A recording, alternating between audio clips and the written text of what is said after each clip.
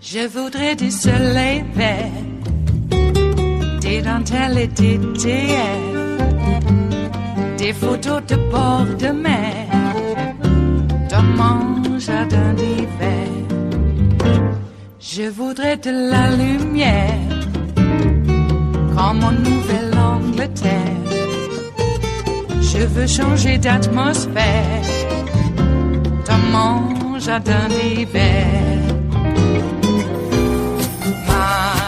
Ma fleur, sous la pluie de novembre, tes mains qui courent, je n'en peux plus de t'attendre. Les années passent, qu'il est loin, là je tombe. Nul ne peut nous entendre. Je voudrais du Fred Astaire, revoir un latte goët. The same thing that makes Facebook so profitable and makes it so much money, the fact that they know everything about me and you and what we like, what we respond to, what we share, is precisely what makes it an effective machine, probably the best ever invented for propaganda and hate and disinformation. That is the paradox they have right now. Amazing. I remember the last interview I saw with Sheryl Sandberg. She was saying it's really just there for people to reconnect with their friends from high school. Scott? I don't know if you remember this. I do. I know May 18th, 2012, you and I were at a desk similar to this for the Facebook IPO. I do. And it was a glitch, and you and I sat there on live TV for 2.5 hours trying to figure out what additional we could say about Facebook. I was thinking since then. So Winston Churchill described the RAF as never have so many owed so much to so few. And the question I would ask for you, because you've been following this, we've all been following Facebook for the last 6 years, we're obsessed with it, is have any two individuals made more money while doing more damage to the United States? Than Sheryl and Mark?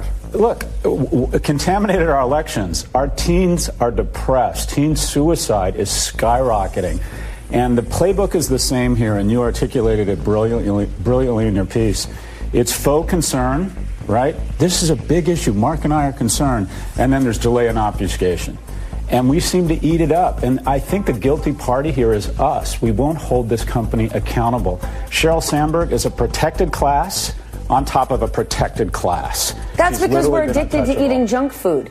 You're saying it's, I mean, like, that's what we've turned into. But the issue here, Scott, isn't just the problem got so big. Mark never knew the company would get this large, and golly gee, now we've got this huge issue. They're hiring an outside PR company. They're linking George Soros. They're just as guilty as those who create the propaganda. Well, look, and part two of the story is just that. First, they found a problem, and then realized in 2016 that it was bigger and bigger than they thought. But they didn't tell anyone outside the company. They brushed off their concerns. They told congressional investigators, it's not a big deal, you're overstating it. They finally didn't, and finally told their board fall of 2017, they said, hey, here's some information. We found some bad stuff on the election. This is after the election. This is almost a year after the election. And then, only then, did they begin to tell the public. But then it got worse. Yeah. They told the public a little bit. And then they had to keep revising it and revising it. And then at the same time, they launched what became a year-long PR and lobbying campaign to contain the damage and deflect their critics and get out from under the problem. A PR campaign is not solving the problem. Creating a war room and bringing someone on television with me to talk about what that war room looks like is garbage. I want to share a quote from Facebook today. We've acknowledged publicly on many occasions, including before Congress, that we were too slow to spot Russian interference on Facebook, as well as other misuse. But in the 2 years since the 2016 presidential election, we've invested heavily in more people and better technology to improve safety and security on our services. While we still have a long way to go, we're proud of the progress we have made in fighting misinformation, removing banned content, and preventing actors from manipulating our platform. So this is a complete, again, PR statement. NBC asked Facebook a whole bunch of questions last night. They ignored all of our questions and gave us this noise. Who's going to buy this noise and say, yep, I accept this? Yeah, this is a company that has warmly embraced the margins, the celebrity, and the influence of a media company, but refuses to take the responsibility of a media company. And we don't make them take the responsibility. But that's exactly right. We've bought into this notion that it would be impossible for Facebook to screen their content. The New York Times can look any advertiser or reader in the eyes and say, we guarantee we will not be weaponized by bad actors or foreign influence. And you manage to do it with $200 million a year in free cash flow. Facebook can't look people in the eyes and make the same guarantee with $20 billion a year in free cash flow. We're not talking about the realm of the possible here. We're talking about the realm of the profitable. And when you talk to Facebook about doing anything that dents their profits, narrative that it would be impossible. You shut this network down for 5 days, and the most brilliant people in the world are going to figure this out. But instead, we buy into this lie that they're hitting 1,000 home runs a day. So if a few people get killed in the stands, hey, we can't stop the game because we're literally hitting thousands of home runs. Anything that gets in the way of this supernova business model, other people creating your content, matching it with incredible targeting, creating billions and billions in shareholder value for anything that gets in the way of that is quote-unquote impossible, and the narrative immediately moves to delay and obfuscation. Let's talk politics, because the question keeps going back to why aren't they regulated? Why aren't they punished? If spreading misinformation meant for every single share they were getting a big fat fine or losing their license to operate, they'd figure it out quickly. When we read things like Chuck Schumer's daughter works there, he's telling Mark Sanford to back off. Things like that, Mark Warner, things like that are exactly why Americans across the country, voters, say there's no good guys in politics. Actually, it's worse than that. This is an important point for our viewers here, Stephanie. Please. The U.S. has no general privacy law whatsoever. It does not exist here. There are laws about your... But we also don't have any will for it. Look what our political leaders are doing, saying, back off, my daughter works there. This is why the U.S. is the world capital of commercial... Yes, he didn't say, back off, my daughter works there. He said, back off.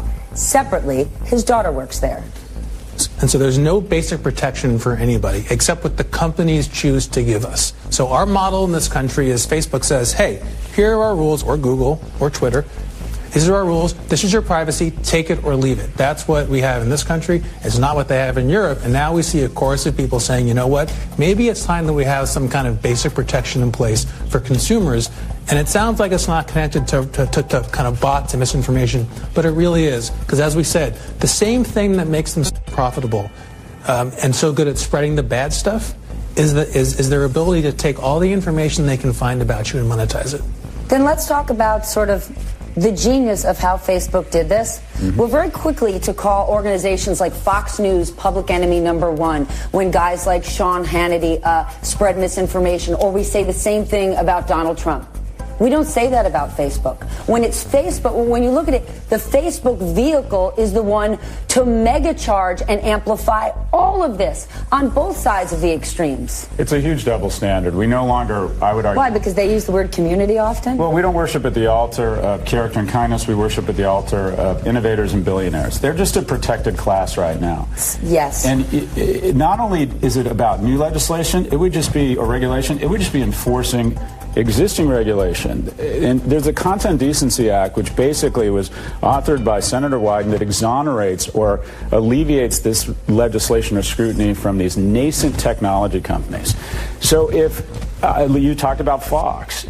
If Fox had been weaponized by the GRU, the intelligence arm of the Russian government, I don't believe, and it ended up that these ads were paid for in rubles, that they had put in place absolutely no safeguards whatsoever. Yes, and remember, rubles. There were ads being paid for in rubles on Facebook. Potentially contaminated our elections. I believe Rupert Murdoch would not travel to the U.S. for fear he'd be arrested on deplaning.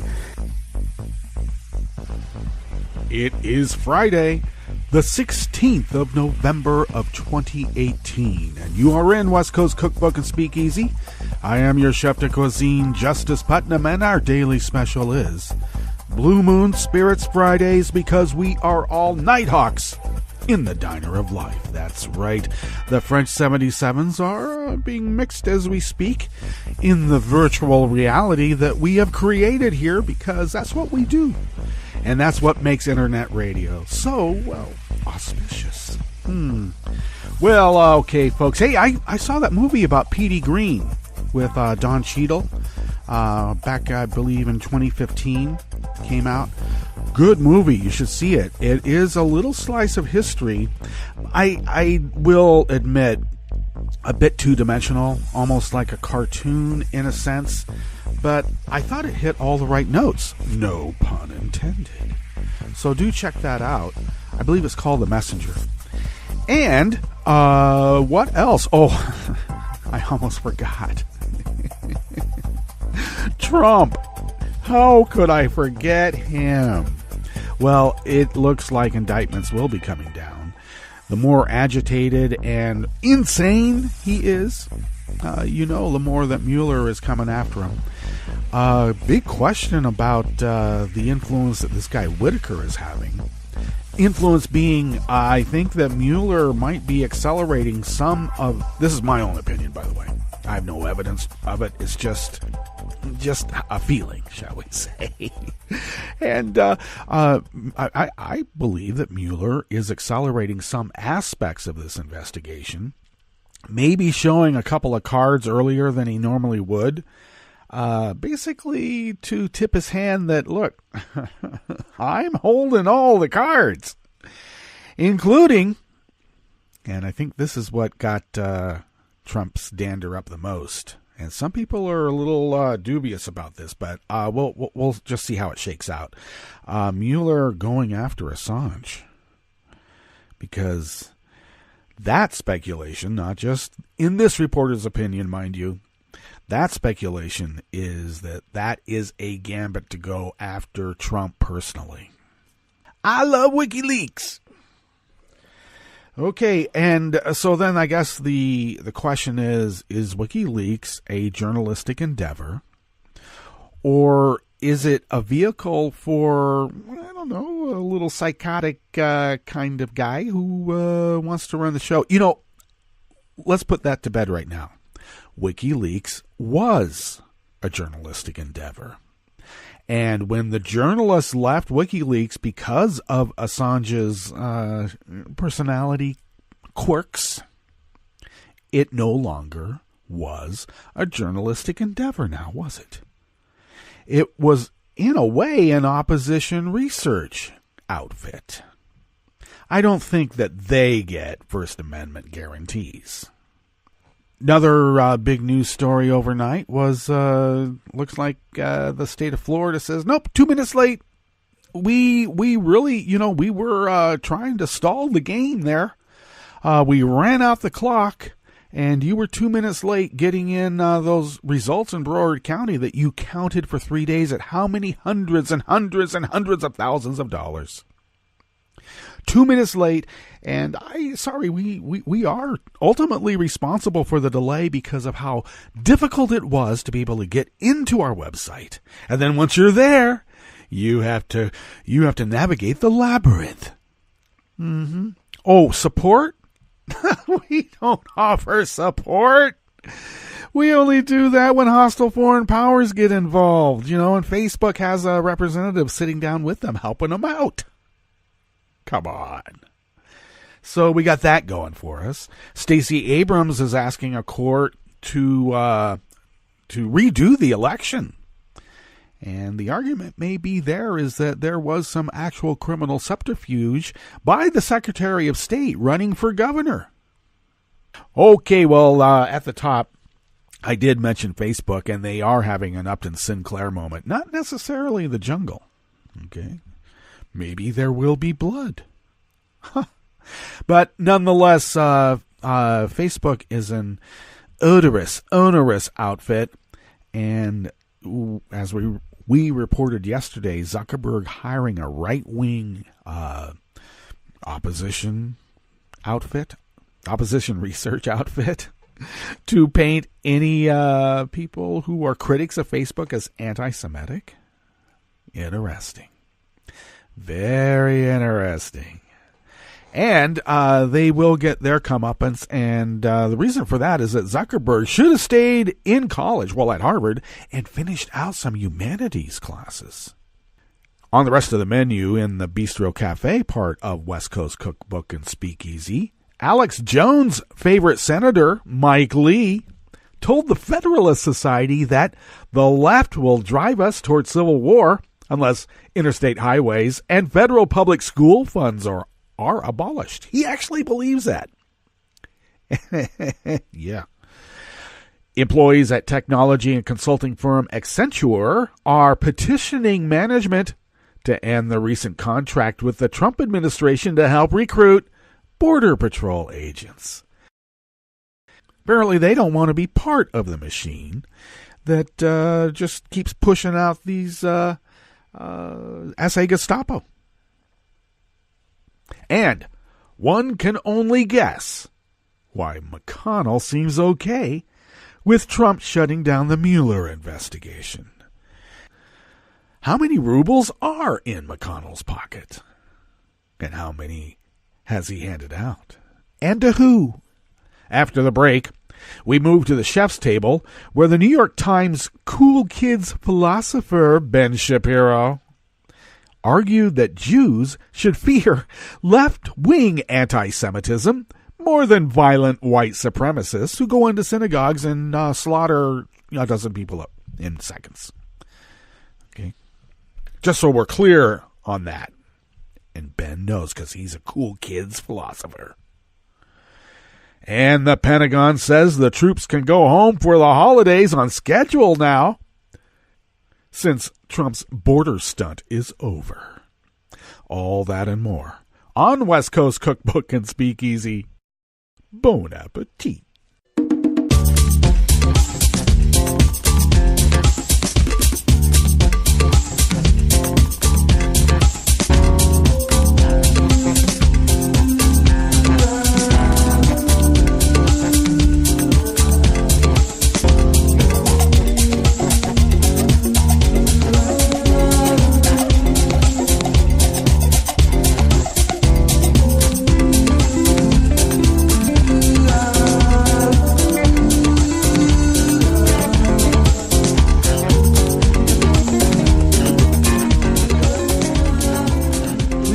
Go to our homepage at netrootsradio.com, and at the bottom of the page to the rightish is the chat room link monitored by Kelly Lincoln. Thank you, Kelly.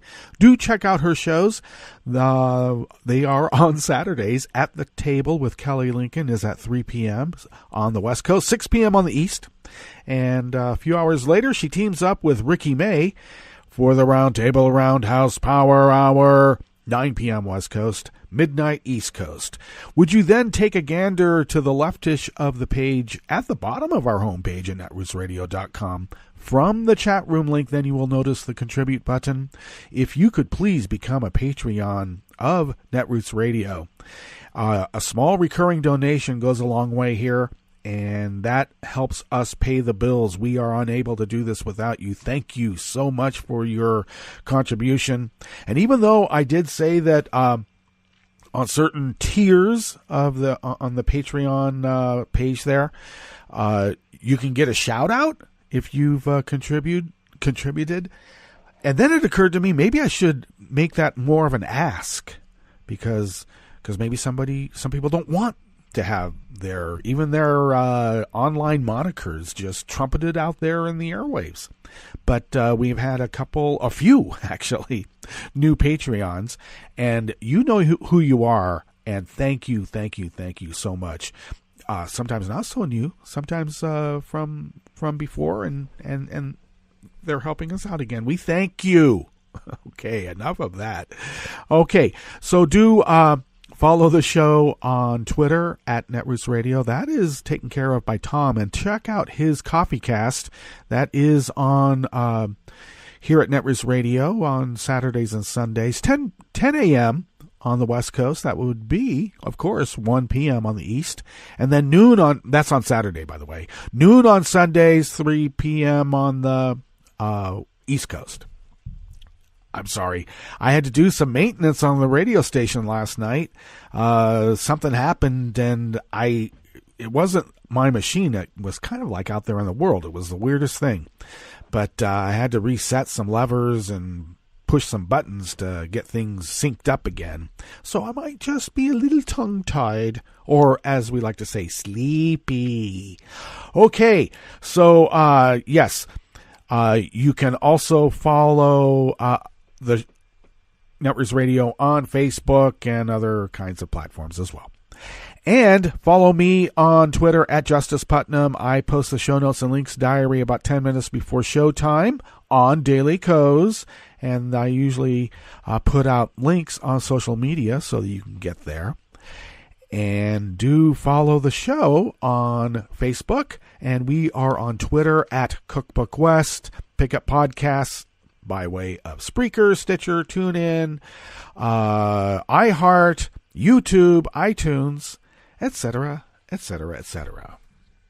All right, this first article here in the Bistro Cafe of West Coast Cookbook and Speakeasy is by Ian Millhiser out of Think Progress. He says we are ruled by monsters and fools. Well, I guess we're ruled, but they certainly are monsters and fools. On Thursday, that would be yesterday, Mike Lee, Repug of Utah, delivered a speech to the conservative Federalist Society that would have been more at home on Alex Jones' radio show than at a gathering of many of the most powerful lawyers and judges in the country. Well, I've been warning about the Federalist Society being just, maybe skewed to the right of Alex Jones for decades. Well, in it, Lee warned of a brewing civil war and claimed that the only way to avert violence would be to eradicate a long list of federal programs, including the interstate highway system, because that was such a communist endeavor by that commie Eisenhower. Funding for K-12 public education, federal higher education accreditation, early childhood education, the Department of Commerce, housing policy, workforce regulation, and what Lee labeled the huge glut of federally owned land. Well, seriously, this is not hyperbole. A sitting United States senator actually said these things. Lee, who also believes that federal child labor laws, Social Security, and Medicare are unconstitutional.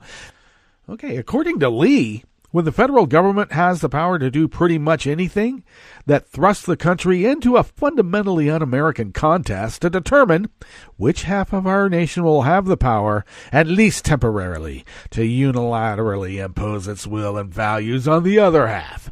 Lee, of course, blamed this state of affairs on the left. Of course, because the Federalist Society has been packing our judiciary for decades.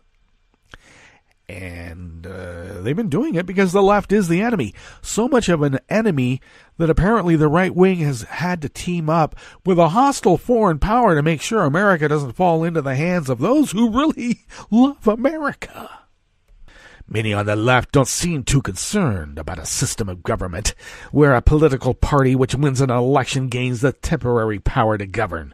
Lee claims that the left believes that demographic and historic trends, coupled with what many see as the inherent rightness of their leftist cause, make their ultimate victory over Red America inevitable. Red America? Wow, I see a hammer and sickle on that too. And this whole undemocratic state of affairs, he says, will somehow lead to civil unrest.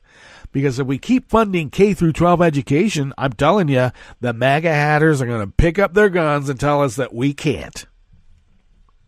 When they're told to.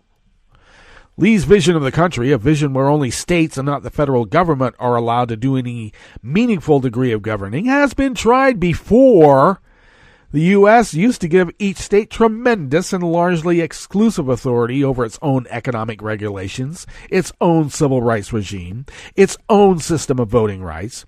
That was the system that brought the United States no small amount of violence in the form of slavery and later Jim Crow. If only they had been able to continue slavery and later Jim Crow, we wouldn't have these uprisings from these damn leftists, interfering with the machinery and gears of industry.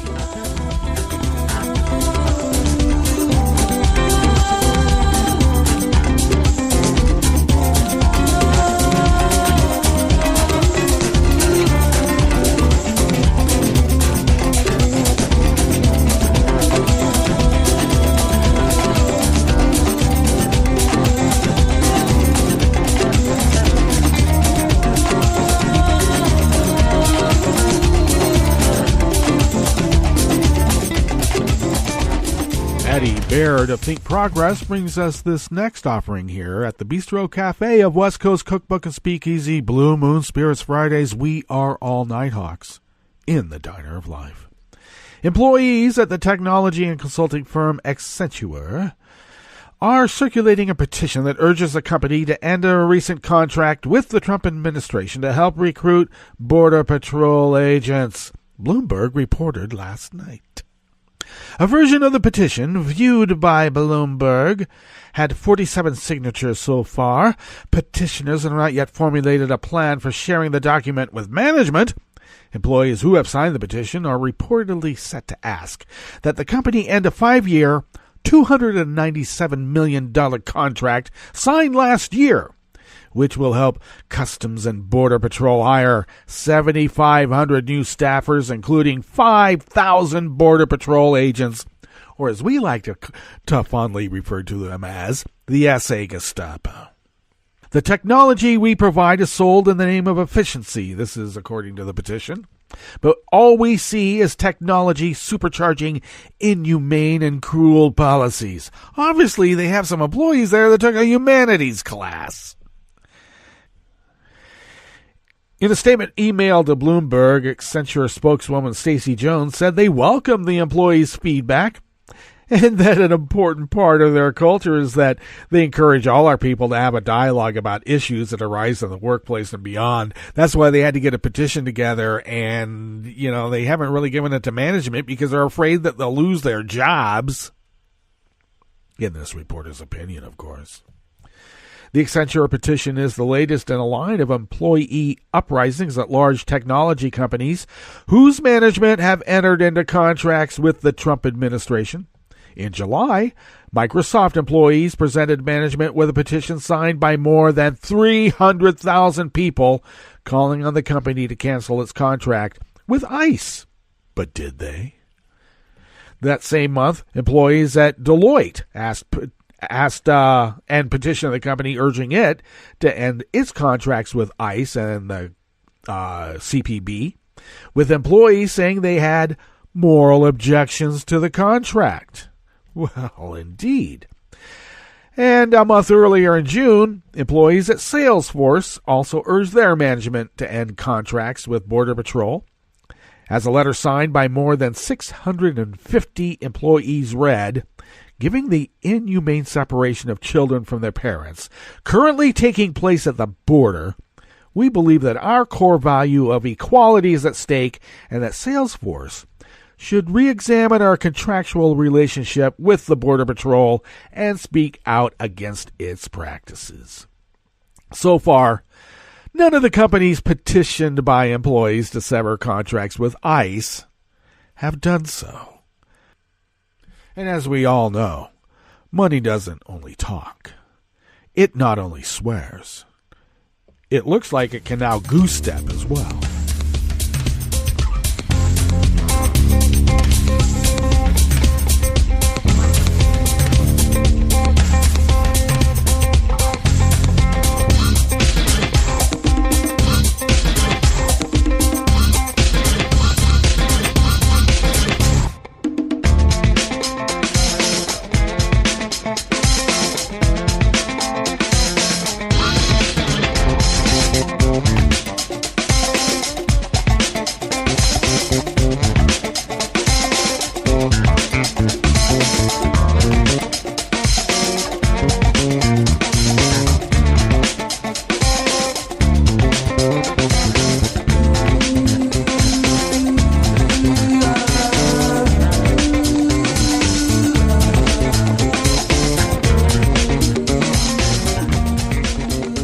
Oliver Willis of Share Blue Media brings us this final offering here at the Bistro Cafe of West Coast Cookbook and Speakeasy. Mitch McConnell once again used his position as Senate Majority Leader to provide cover for Trump, blocking a vote on a bill that would protect the integrity of the Russia investigation led by Special Counsel Robert Mueller. Instead of protecting the American justice system, McConnell chose to protect his fellow Republican Trump. If Mueller were to be fired, the bill McConnell blocked would mandate a 10-day review period, allowing a judge to determine if the termination was justified. It would also codify into law current Department of Justice regulations that only a senior DOJ official and not Trump himself could fire Mueller. The legislation has the backing of Democrats and even some Republicans, but McConnell remains insistent on using the power of a Senate majority to protect Trump. Trump recently installed a crony and yes man in Matthew Whitaker as acting attorney general after getting rid of Sessions, who I have to say I'm not really that distraught over, to be honest with you. But this appointment may have been illegal because Whitaker hasn't been confirmed by the Senate. And I got to remind folks, and including Donnie Two Scoops, Mueller has been Senate confirmed almost a half a dozen times. And only somebody who learned American civics in the Kremlin's crash course on American civics would think that 8 years, and actually it wasn't. It was more like 6 years under Obama, 8 years under Bush as FBI director. That somehow because he served under the black guy that now he is part of the Democratic political structure. And McConnell told reporters on Wednesday he saw no indication that Mueller will not be allowed to finish. Oh, really? McConnell. Well, he's also the one that threatened Obama that if he mentioned anything about Russia interfering with the election, that McConnell would say Obama was making it up. I'm sorry, Obama was making it up and to sway the election. All right? And do you notice how Mueller is very quiet around election times, unlike a previous FBI director by this name started with C and ended with why? There's Russian rubles by way of the NRA, at least, that has sullied everybody on the GOP. Everybody, because McConnell hands out the cash. Let's get to our break, and when we come back, we're going to go through weather from around the world. And then we're going to finish up the stories that we have curated for you today. You are listening to West Coast Cookbook and Speakeasy, and we will be right back. You are listening to netrootsradio.com. Please hang up and try again.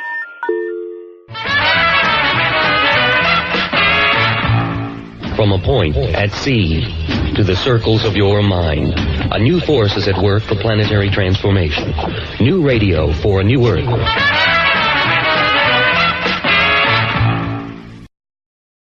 This is Take Two Movie Review. I'm Clinton Johnston. This week, This Old Man Comes Rolling Home. If you're under 35, it's hard to explain to you who Robert Redford is. Breaking out at the very end of the 60s, he ruled the second half of the 70s, helped start the Sundance Film Festival, and by the middle of the 80s, was a legend. He was Brad Pitt before Brad Pitt, too pretty to be as good as he was, and to be as serious as he was about making good movies. He was one of the first movie stars of an era that had threatened to leave behind everything that the movie star had been, and though he played many roles, his most iconic characters were crooks whom you loved. So, when writer-director-editor David Lowery developed a David Grann New Yorker article about Forrest Tucker, the 70-year-old career criminal who broke out of San Quentin and went on a spree of robbing banks in a gentlemanly way, he thought Robert Redford. Robert Redford, Casey Affleck, Danny Glover, Tom Waits, and Sissy Spacek. The Old Man and the Gun, a titular nod to Hemingway's The Old Man and the Sea, a tale about an old man who is defined by his craft, whose unrelenting demands promise failure, looks at Tucker in 1981 Texas. It's his most successful crime spree, but also a time when Tucker wonders what he may have missed pursuing this path that he has loved so much. Set in 81, the movie feels like 76. The image texture, the clothes, the cars, the music, and I'm betting all of that is intentional. Redford says Tucker's his last role, a chance to leave acting on a light and charming note, and Lowry has said that he wanted to make a film that could serve as a bookend to Redford's career. Thus, The Old Man and the Gun is steeped in Redford's cinematic ethos. Thoroughly watchable on its own, it is still a respectable and loving nod to the movies that made Redford great. I'm sorry, that Robert Redford made great. This has been Take Two Movie Review. I'm Clinton Johnston. Catch up with us at TakeTwoMovieReview.com and feed us back on our page on YouTube.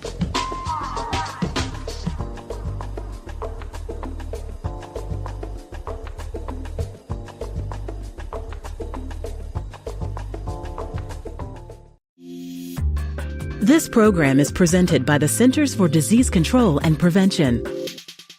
Heart disease and stroke can be catastrophic. They're leading causes of death, disability, and healthcare spending in the U.S., yet they're largely preventable. Alarmingly, heart disease and stroke are taking a toll on middle-aged adults 35 to 64, with over 800,000 deaths and hospitalizations in 2016. Million Hearts is a national initiative focused on preventing 1 million heart attacks, strokes, and other cardiovascular events by 2022. Coordinated actions by Million Hearts partners in communities, healthcare, and public health will keep people healthy, optimize care, and improve outcomes in populations at risk. Everyone has a part to play. Focus on the ABCs of heart health. A. Aspirin use when appropriate. B. Blood pressure control. C. Cholesterol management, and S, smoking cessation. To learn more, visit cdc.gov/vital signs. For the most accurate health information, visit cdc.gov or call 1-800-CDC-INFO.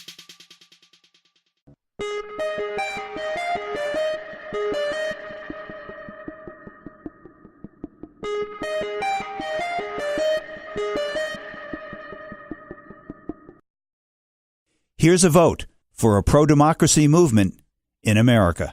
I'm Bill Newman, and this is the Civil Liberties Minute. Voting is the foundation of democracy, but voter suppression has been threatening to undermine that foundation. The Supreme Court has gutted the Voting Rights Act, and state legislatures and officials have engaged in pernicious gerrymandering, passed illegitimate voter ID laws, purged voter rolls so that eligible voters can't vote, limited early voting so that eligible voters can't vote, made inaccessible or shut down voting locations so that eligible voters can't vote, made required state IDs too difficult or expensive to obtain so that eligible voters can't vote, and in some states like Texas, put enormous obstacles in the way of registering to vote for the same reason. Making the problem worse, voter apathy. Although voter participation in America remains small in comparison with other democracies, in 2018, there was a large voter turnout for the midterm elections by American standards. Maybe the 2018 election is the beginning or a resurgence of a pro-democracy movement. It's a movement that everyone, regardless of political persuasion, can endorse. The Civil Liberties Minute is made possible by the ACLU because freedom can't protect itself. I read the news today, oh boy. It's time for Nicole Sandler's What's News from NicoleSandler.com and the Progressive Voices Network. The Justice Department has prepared charges against WikiLeaks founder Julian Assange, prosecutors inadvertently revealed in a court filing. The Wall Street Journal reported the DOJ aims to get Assange, who's been holed up in the Ecuadorian embassy in London since 2012, into a U.S. courtroom. Frank Figluzzi, former assistant director for counterintelligence at the FBI, explained the significance of the news. I think the strategy for Mueller is to tell us the story of a corrupt president through the indictments of others. And if indeed Mueller has anything to do, and we don't know that yet, through this breaking news, that if he has anything to do with the indictment of Julian Assange, then we may well see the story told through that indictment. Understand that our intelligence community has WikiLeaks covered like a blanket, as if they are a foreign adversary. So when Trump sees questions he doesn't like to answer, he might be realizing that Mueller has so much more on the classified side than anyone ever realized, and maybe, just maybe, that is technical coverage of Julian Assange and WikiLeaks and their role with the Russians in the release of emails during the presidential campaign. In Florida, votes are still being counted. Ari Melber was broadcasting his MSNBC show live from outside the Broward Supervisor of Elections office Thursday evening when he got some breaking news on the recount. The deadline for the machine recount was 5 p.m. This happened less than 2 hours later. Breaking news out here in Broward County, and I mean breaking. We just got this. Broward County now admits they submitted their recount numbers 2 minutes late, and thus, under the rules, the results apparently will not count. I want to tell you exactly what that means. The entire developments, the drama, the protests, the counting, everything that's been going on behind me the last few days, according to this breaking news tonight, that would be for nothing because the state is going to use the original vote totals while this manual recount proceeds under state law. Can't make it up. But Broward's not alone. Rachel Maddow has more. Palm Beach County missed the deadline because of their machines overheating. Hillsborough County decided not to submit new results at all after the power went out, and then the recount showed a drop of 846 votes from the first time through. The state instead is going to use whatever those counties submitted to the state on Saturday, alongside recounted totals from all the other counties in the state. Whatever they end up counting right now, the governor's race looks more out of reach for Democrat Andrew Gillum than the Florida Senate race would for Democrat Bill Nelson. Tonight, the Republican in the governor's race, Ron DeSantis, declared victory over Andrew Gillum. He called himself the governor-elect. Andrew Gillum is not conceding tonight. He continues to say that every vote needs to be counted and there's more votes to count. In the Florida Senate race, we are going, it looks like, to a second recount. There was the machine recount that almost all the counties finished today. But Rick Scott, after that machine recount, he appears to lead Democratic incumbent Bill Nelson by less than 13,000 votes. And that is definitely close enough for there to be yet another statewide recount. This time, not a machine recount. This time, it'll be ballots being counted by hand. The GOP has been wiped out in Orange County, California. Katie Porter, a consumer law expert and former student of Elizabeth Warren's, beat Republican Mimi Walters in California's 45th district. Facebook CEO Mark Zuckerberg responded to a damning New York Times report that accused the company of engaging a Republican PR firm to smear liberal donor George Soros, claiming he only, quote, learned about this yesterday. Chief Operating Officer Sheryl Sandberg also weighed in, calling the Times report, quote, simply untrue. North Korean state media is reporting that Kim Jong-un observed the successful testing of a, quote, newly developed ultra-modern tactical weapon. The North Korean leader is said to have been, quote, so excited to say that another great work was done by the defense scientists and munitions industrial workers to increase the defense capability of the country. No further details were available on the weapon in question, but experts say the testing is most likely meant as a message for Washington amid stalled nuclear talks.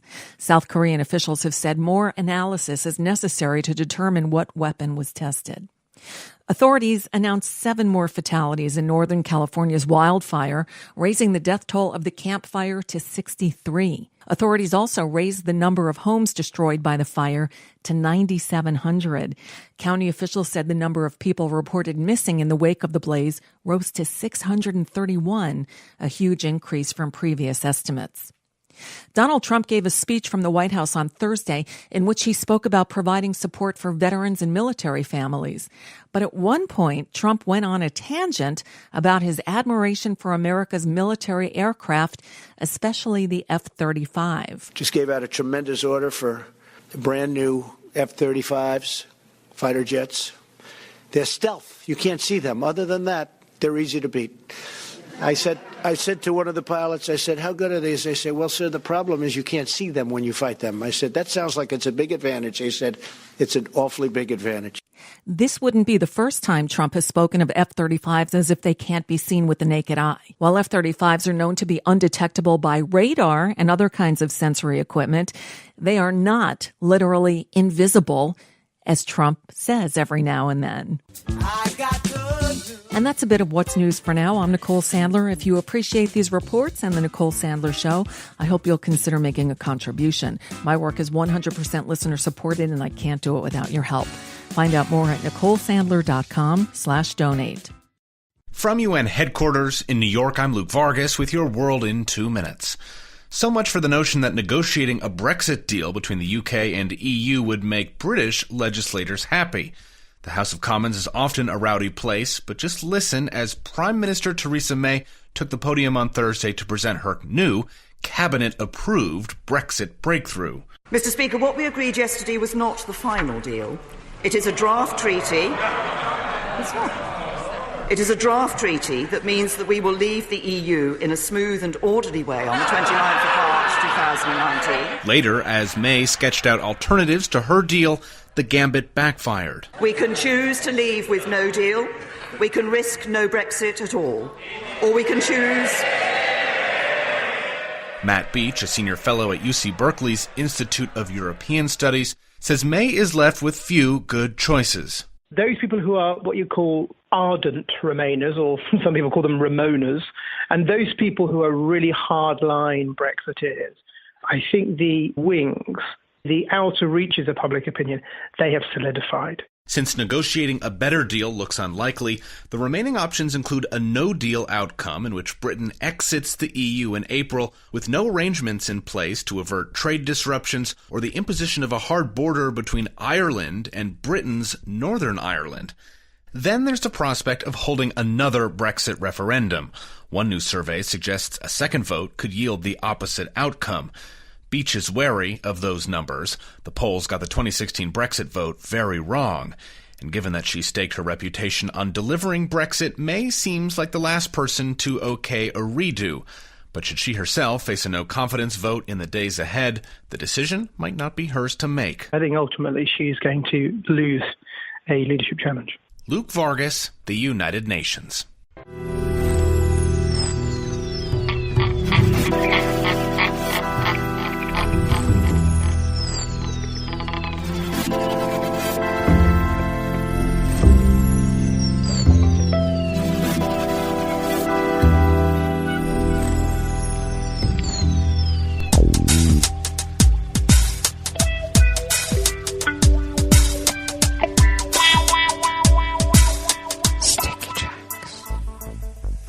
Thank you for accompanying us here to the chef's table at West Coast Cookbook and Speakeasy Blue Moon Spirits Fridays, because we are all Nighthawks in the diner of life. I should assure you that the virtual French 77's the most balanced cocktail in the history of cocktails has been virtually mixed, virtually poured, and you can now virtually enjoy them in the virtual world that we have created here at West Coast Cookbook and Speakeasy.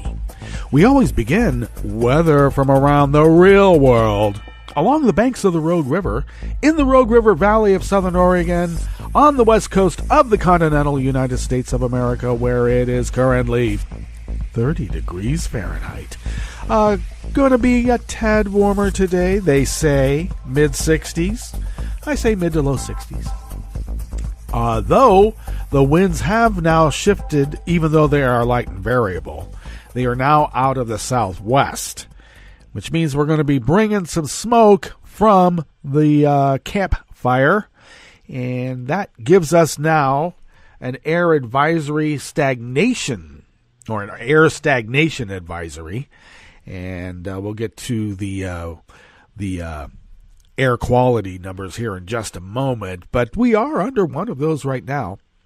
Looks like we will be in they say the upper 30s, low 40s for overnight lows for the next few nights. And winds will continue to be light and variable out of the southwest for the weekend, it looks like. Dry conditions will continue, they say, though the humidity is quite high. Pollen is still a negligible influence on people's issues, but we do have that air stagnation advisory. It is in the yellow-orange moderate range at 74 parts per million. The daytime UV index is in the green low and has dropped down to 1 from it had been at 2 for a couple of weeks. Well, fancy that. Pressure is holding steady at 30.17 inches. Visibility is at 8 miles, and that relative humidity is at 92%. Even though dry conditions will continue, ouch, that means that we have some low pressure pushing on and keeping this air stagnated. Darn.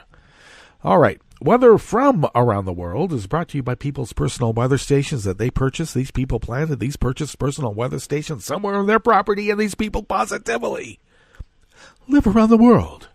Whew, boy, try to do that in one breath.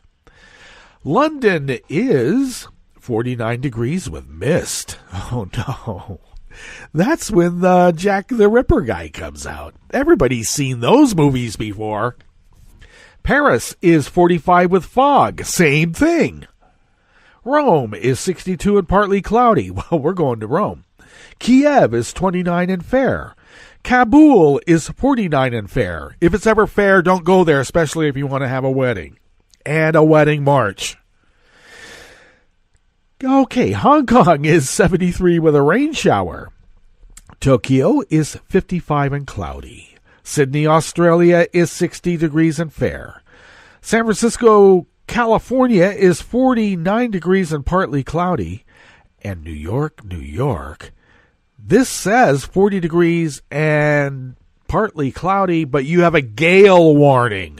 Oh my God, gale.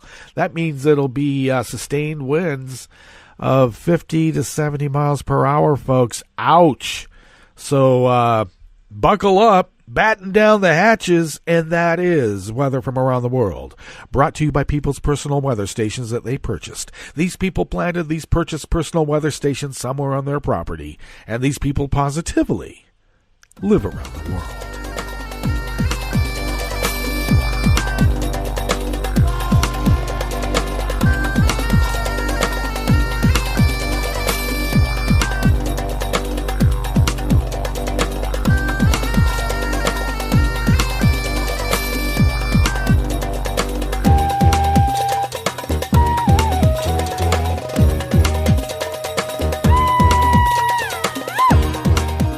Dale of Think Progress brings us this first amuse-bouche here at the chef's table at West Coast Cookbook and Speakeasy Blue Moon Spirits Fridays. Ben Shapiro, the right-wing wunderkind, who was infamously anointed as the cool kids philosopher by the New York Times in a take that has not aged well, is back to his greatest and biggest passion, giving speeches on college campuses to own the libs. Shapiro, who claims to be 5'9", ran through his latest performative desecration of progressive straw men at the University of Pittsburgh on Wednesday.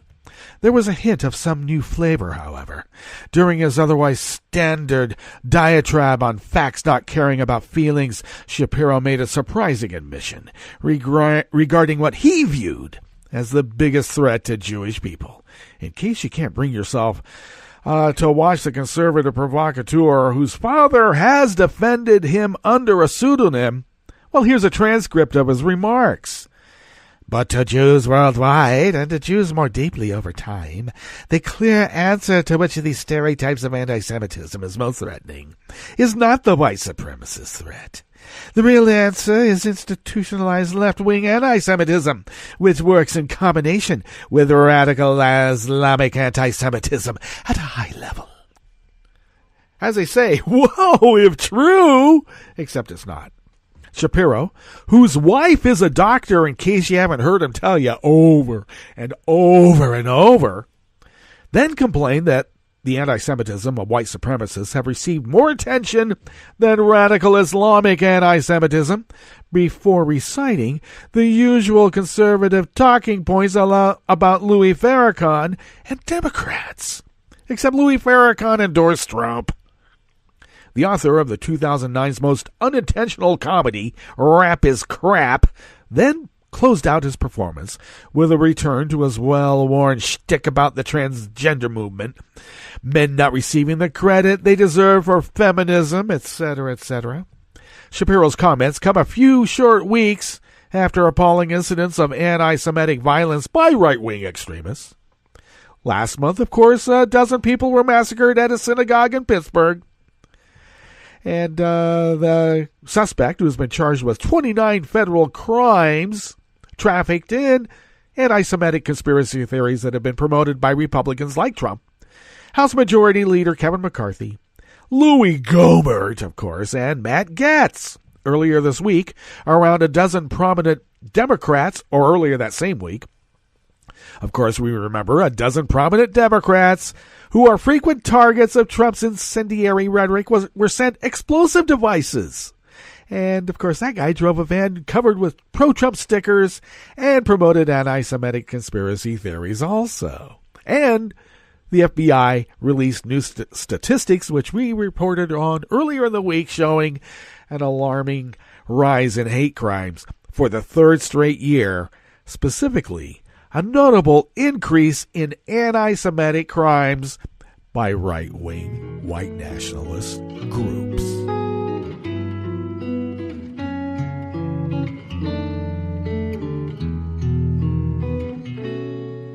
Je te donne ce mon amour pour la vie entière, la promesse de me trouver à tes genoux. Aussitôt que tu m'appelles, rester toujours fidèle, c'est tout, c'est tout. Je te donne tous mes printemps, mes étés de mer, mes automnes quand les feuilles tombent partout.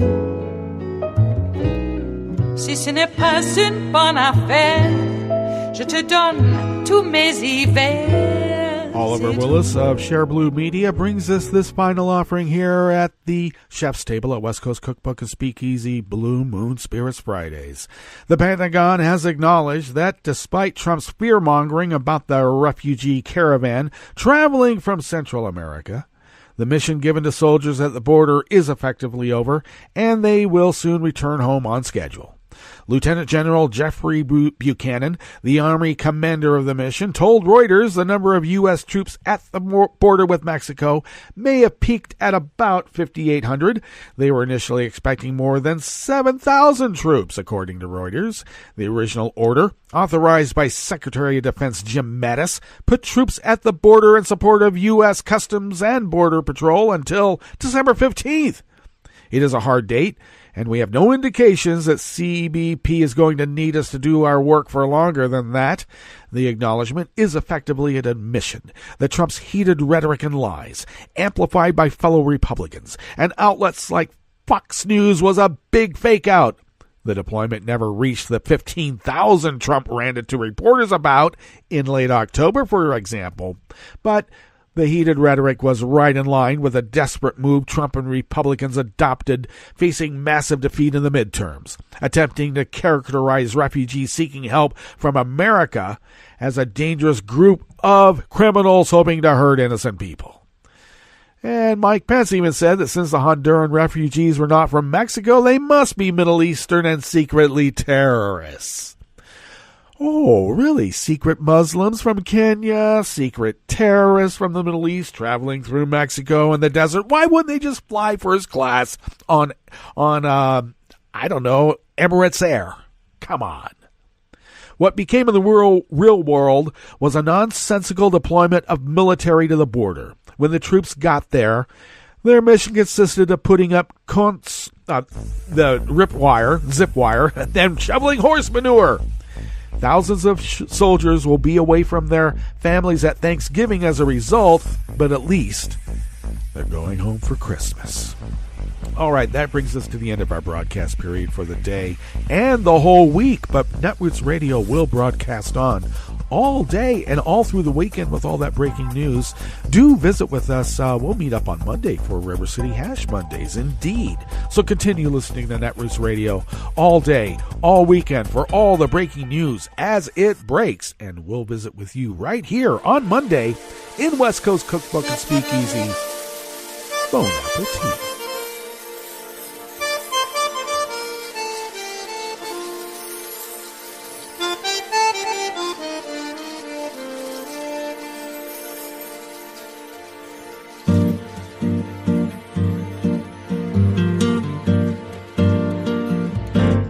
Je voudrais du soleil vert, des dentelles et des théâtres, des photos de bord de mer, dans mon jardin d'hiver. Je voudrais de la lumière, comme en Nouvelle-Angleterre. Je veux changer d'atmosphère dans mon jardin d'hiver. Ma robe à fleurs sous la pluie de novembre. Tes mains qui courent, je n'en peux plus de t'attendre. Les années passent, il est loin, là je tombe. Nul ne peut nous entendre. Je voudrais du Fred Astaire, revoir un latte Goer. Je voudrais toujours te plaire dans mon jardin d'hiver. Je veux déjeuner par terre, comme au long de golfe clair, t'embrasser les yeux ouverts dans mon jardin d'hiver. Ma robe à fleurs sous la pluie de novembre. Tes mains qui courent, je n'en peux plus de t'attendre.